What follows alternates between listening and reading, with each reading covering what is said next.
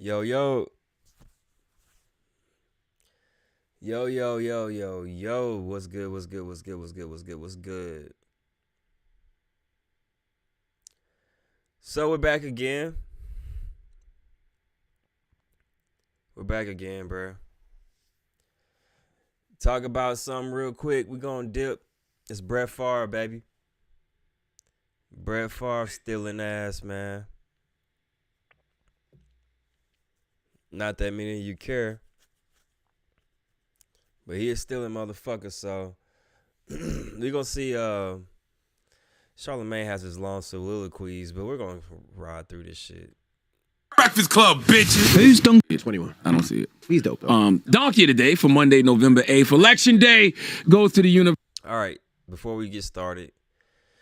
It says Brett Favre backed companies accused of taking $2.1 million in welfare funds for volleyball stadium. If you don't know, Brett Favre took a lot of money in welfare scams in Mississippi to build a volleyball stadium and pay for personal things. So here we go. University of Mississippi. Now, a couple of months ago, I gave the biggest hee-haw to former governor of Mississippi, Phil Bryant, and Brett Favre, because at the time, never before seen text messages showed that Phil Bryant was trying to shepherd a proposal to use welfare funds on the construction of a new volleyball stadium for retired NFL player Brett Favre. A project prosecutors have called a scheme to defraud the government. You know why they called it that? Because it is. All right. Now, this is just a centerpiece in a bigger criminal scandal where prominent officials misspent or stole millions in welfare funds intended for the poor and disenfranchised residents of Mississippi, a state that has the highest rate of poverty in America. Shout out to AJG daughter. I don't know what the letters mean, but shout out to you. Okay.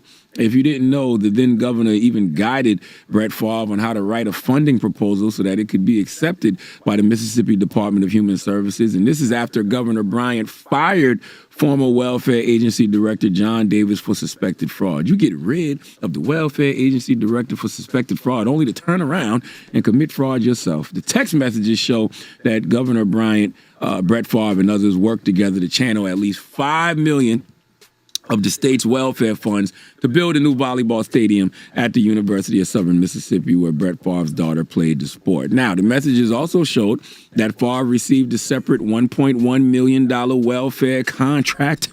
Okay. So before we keep going, basically what he has stated was that Brett Favre has, once again, stolen money from the welfare program in Mississippi that's made for poor people. Also stole another $1 million so to do speeches that he never gave, which is also illegal, but he never gave them anyway. So to promote the program. Well, he got $1.1 million of the welfare money to promote the program. Okay, he was supposed to give some speeches that he never made. Now, according to reports, Favre has since paid back the $1.1 million. He was paid for speeches and appearances. He did that back in 2001, but there's still a sticking point over about $228,000 in interest that is still outstanding. And I don't know if he will be facing any criminal charges, but he's lost a lot of business ventures and endorsement deals. Odyssey Health and Hallow are two of the endorsement deals he lost. And 6 people have been charged with wrongdoing, and 5 have pled guilty. The people are John Davis, Nancy New, Zach New, and McGrew. Also forgot to mention that Brett Favre's text messages have leaked with the previous governor and somebody else who works with them. The other person got caught. So Brett Favre basically texts, yo, do y'all think they can trace this back to me? And someone was like, no, of course not. Then he gets caught. Brett DiBiase, okay, and the Mississippi Department of Human Services brought a civil lawsuit against more than 35 people and entities, including Brett Favre and the Mississippi Community Education Center, to recover some of that money. I'm just getting y'all up to speed before I tell you why the University of Mississippi is getting the biggest hee-haw today, because I see the narrative, okay, this talking point. The University of Southern Mississippi, sir, is 2 completely different schools. That everyone, everybody's on Kyrie, but nobody's talking about what's going on with Brett Favre. It's because we're not talking about Brett Favre. Okay, at what point will y'all realize that traditional media is more often than not reacting to what everybody is talking about online? So if they see y'all talking and debating about Kyrie Irving online, that's what they take to TV and everywhere else, because that's not true, but okay. All the information you want on the Brett Favre Mississippi scandal is available. I gave them donkey of the day a few months ago. Did you know Brett Favre paid the $1.1 million back? Did you know Brett Favre lost business ventures and endorsement deals? Did you know 6 people have faced criminal charges and 5 pled guilty? Did you know? Huh? Well, if you know, spread the word. Now, why is the University of Mississippi getting the biggest hee-haw today? Because Southern Mississippi. if you got $5 million, money intended for the state's poorest, all right, and that money was used to build a volleyball stadium, you would think the University of Mississippi would want to figure out how to return the $5 million in welfare funds. You would think, right? But the school has refused to do so. Instead, they offered this past week to allow, listen to what I'm about to tell you, to allow the welfare department to utilize space on campus to provide programming to the underserved community. Now, if that sounds like some BS, it's because it is. All right, the Department of Human Services released a statement saying that kind of arrangement would be against the federal laws that govern the funds used. Let me read you some technical jargon. I'm going to be searching for more Brett Favre shit. As noted in prior audits, use of temporary assistance for needy families funds for the construction of brick and mortar building projects have never been authorized by law in the Mississippi. Oh, looky here. We have more news about Brett Favre. That Pat McAfee got Hey, Georgia. something must have happened today because they are on Brett Favre's ass right now. Let's go. Pat McAfee on him. Let's see. 730-5816. Brett Favre, AJ. Brett Favre. What now? Your former teammate. Bro, I think we're going to be able to say what now for a while Yeah, man. This guy right here used to play with Brett Favre. now, because this is what I think had happened. Now, it is alleged. This is all allegedly. But it is alleged that 2 companies that Brett Favre was a part of rounded up some money, I believe, from the welfare fund of Mississippi to kind of build a business around concussion cream that was not effective, I guess, is what also was being alluded to, and something else in the medical department. Look at this shit. 2 concussion drug companies backed by Brett Favre. What the fuck? That's already like crazy sounding. Backed by Brett Favre and enmeshed in a massive welfare fraud case, overstated their NFL connections and exaggerated the known effectiveness of their drugs during efforts to raise money. What I think is being alleged in the grander scheme here is you're talking about bad guy, finding out that there's a plug that you can get to. And in 2020, I believe 2 people pleaded guilty. The head of the welfare fund, and Nick, correct me if I'm wrong, and also the head of the nonprofit whatever in Mississippi. These 2 people in 2020 pled guilty to fraudulent schemes. Yep. So I think what had happened was Brett Favre was introduced to these people who had control over the welfare fund and over the nonprofit part of the Mississippi government funds. And the conversation was, Pat McAfee trying to save him. Don't save Brett Favre. He stole, man. He stole. hey, we have access to, they're saying like $20-30 million. We have access to this money that's supposed to go to the welfare fund.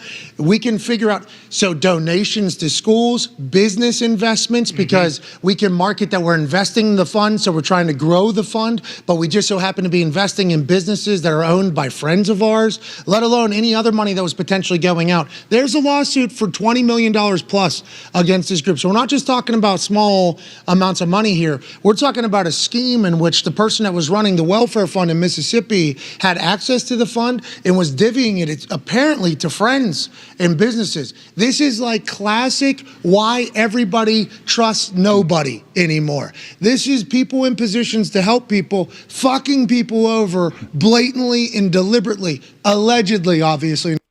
If you thought you could steal money, usually the goal or the plan would be create a nonprofit or know a nonprofit organization, have them make the money for you, then have them give the money to you in a certain business way, because nonprofits have to spend all the money that they're given. It's just how it works. So you take the money, you build a volleyball stadium. That's a little too obvious, Mr. Favre. In this whole thing. And Brett is just one of like 38 names that is listed in this entire thing. And it is all bad, AJ. It is all bad. I mean, it is not good at all. And this is what's wrong with the world. What has he done on top? What's he done on top of everything? And Ty, would this be quid pro quo that I hear politicians talk about? I have no idea, to be honest, because it seems Trading like favors, basically. well, yeah. That was I think this was a get rich. I think this wasn't like a campaign. I think this was like we can get rich off of this type shit. So we're gonna make money. I can take this money that's donations and I can give it to this company. And not donations. It's government. Not donations. No, it's government funded. So it's allotted money from taxpayers. Yeah, even more. Taxpayer money, government money, an allotted fund for the welfare, which everybody says Mississippi is like the poorest group. I was in Jackson, Mississippi, driving around there, probably seeing. There's no reason for the government to be taking $20 million out of that place. Yeah. You know what I mean? I mean, that is not at least $20 million. Who knows how much more? But this is like the problem with the world almost, isn't it? I mean, this is really bad. Really bad. Yeah. It's. Man, and there's a lot of people involved, right? You say 30-some people? Is that how many people in the lawsuit? 38. I think there was 38 people listed in the lawsuit. This is all alleged, and obviously. Yeah. Shout out to Brett Favre for getting 38 people finna get locked up. Well, Brett Favre might skate off. We'll see. We don't know what's real, what isn't. We've seen text messages. There's more fraud. And the way the story lays out is like there was one person that was put in a position of power who probably flexed that position of power, by the way. Whenever they would talk amongst friends, remember this guy runs this, or I think it was a guy, and I think it was a lady who was the head of the nonprofit. This guy runs this fund for the government. He's a big deal. So whenever he speaks, think about how you guys should be doing it this way. You guys should be doing it this way. Just how matter of fact that person has lived. Just so automatic respect because of who this person is, the position they have. That's kind of how the life they treated. And while doing that, potentially, allegedly, and he pleaded guilty in 2020, so something was going on, taking money and just giving it, the worst type of human, just like doing this. But then once again in public, oh, yeah, you're welcome that I'm here. You know, like that type of stuff. And whenever you're treated in conversation, that's not good. It's terrible. It's what's wrong with the world. And one of the greatest football players of all time is directly tied into it. And that is not good. Like, that's not a fun thing to happen, but it is happening, and we should talk about it. Well, and that's why, like, Favre almost has no leg to stand on because he keeps saying, you know, like, well, I didn't know where this money was coming from. But he very clearly, you know, you find a weak link in something like this, and Favre is pretty much the fucking king of Mississippi. So all these King of Mississippi. Man, fuck Brett Favre.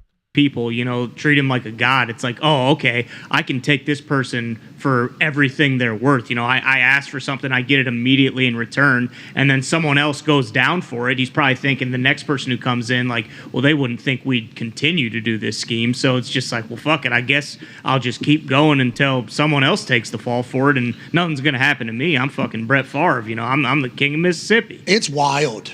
Hey. This is wild. I know he's a former teammate of yours, so I put you in a terrible spot there.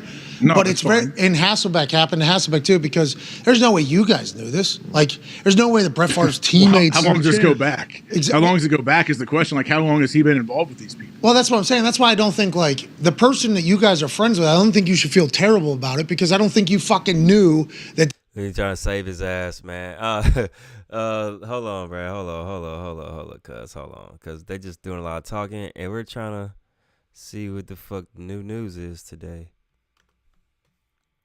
Raphael Warnock and Joe Biden. Just hit me with another ad, motherfucker, man. It's all cool, bro. So, y'all, I ain't gonna lie. I guess your name is Jessica Marie Anderson. Yo, you wilding in the chats right now, man. For real. Never give out your middle name, by the way, or your last name. It's not smart. But I do think athletes are held at a different level, different standard, and rightfully so because of the money we make. There is a new twist in the Brett Favre welfare scandal. Now, Favre is currently embroiled in a controversy involving the use of federal welfare funds set aside for the state of Mississippi's most vulnerable residents, which were reportedly diverted to Favre and others. New text messages show the pressure former NFL quarterback Brett Favre was putting on then Mississippi Governor Phil Bryant. Favre requested money for an indoor football practice facility. These new court documents filed by Bryant's attorneys allege Favre and former nonprofit director Nancy New, who has already pleaded guilty to fraud in the $77 million scheme. That's the person he was texting saying, yo, I'm not going to get caught for this shit, right? And it was like, no. And then she gets arrested. Pleaded guilty to fraud in the $77 million scheme. Were requesting funds from the Mississippi Department of Human Services to build a facility. In a different text exchange, Favre asking New, if you were to pay me, is there any way the media can find out where it came from and how much? That's the text right there. Each year, Mississippi gets $86 million in welfare money from the federal government, though the state rejects 90% of those who apply. In court documents and audit reports, the state alleges that the head of Mississippi's welfare agency squandered more than $70 million intended for children in poverty, instead using it as a private slush fund to benefit his family and friends. This is a massive fraud allegation, not just with him, but it is the biggest alleged welfare scam in Mississippi's history.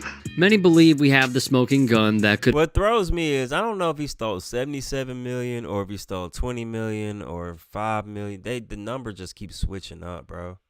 Implicate Favre. However, one of the best sports journalists out there, Mark Fainaru-Wada, the man who co-wrote League of Denial based on the NFL's covering up and disinterest in the short and long-term effects of concussions on their players, has more on the Favre saga.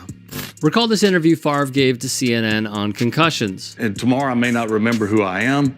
I may not know where I live. How do you make the game safer? You don't play. That was back in...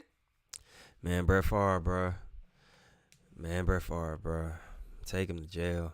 In 2018. At that time, Favre had been promoting his film Shocked, which outlined the former player's own concussion history.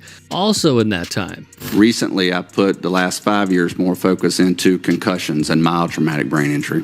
Jacob Van Lattingham, a neuroscientist, teamed up with Favre. All right, bro. We ain't trying to hear about concussions and shit right now. Come on. Favre, along with Favre's agent Bus Cook, are also investors in Prevacus, plus NFL Hall of Famer Kurt Warner, World Series Lattingham, you may ask. Hold up. We're not finna listen on this shit. The government subpoenaed again, this time for texts related to Brett Favre's Farmer Project. Civil suit defendant who nearly received $500,000, close to $500,000 in welfare contracts. This is subpoenaing the something documents as part of his defense. In welfare contracts is subpoenaing the Prevacus documents as part of his defense. The civil complaint alleges they knew that the money they were seeking for Prevacus was coming from the state's welfare department. But what about Van Lattingham, you may ask? He's a postdoc at Emory. We talked to people who worked with him there, and sort of a mixed bag. There was one woman who was very positive about him, but there were others who said that he'd sort of overstated and inflated his role at Emory. And then we tried to find people at Florida State to talk about him, which is where he became a neuroscientist, where he got his PhD, and basically nobody would talk to us. This is Fainaru-Wada speaking to Pablo Torre on ESPN Daily. Per ESPN, Van Lattingham faced substantial debts over the past several years, even as he was pressing potential investors to help get his drugs to market. Neither Favre nor Van Lattingham was charged, but they are among 38 individuals and companies named earlier this year in the civil lawsuit, which seeks the return of more than $20 million that had been designated for needy families. This is where it gets really interesting. Van Lattingham and Favre put together a piece of marketing for Prevacus. They listed Dr. Alan Sills, seen here, who is the National Football League's chief medical officer, and Jeff Miller, executive vice president of health and safety at the NFL. Basically, Van Lattingham's company. Oh, so it don't seem like there's much more new information. I guess the new information is the drug companies overstated the benefits that they needed the money for. Boring, but take this motherfucker to jail, man. Hope you have a good night, man. I'm pretty much done. Once again, my name is Dee Brown, a.k.a. Bruce D. Roy. Hope y'all have a blessed day. Appreciate y'all for watching so much, man. For real. So, I'm going to be with y'all tomorrow, man. Much love, all that good stuff. Deuces, and shout out to AJG daughter. Even though you're blowing up and spamming the comments, shout out to you.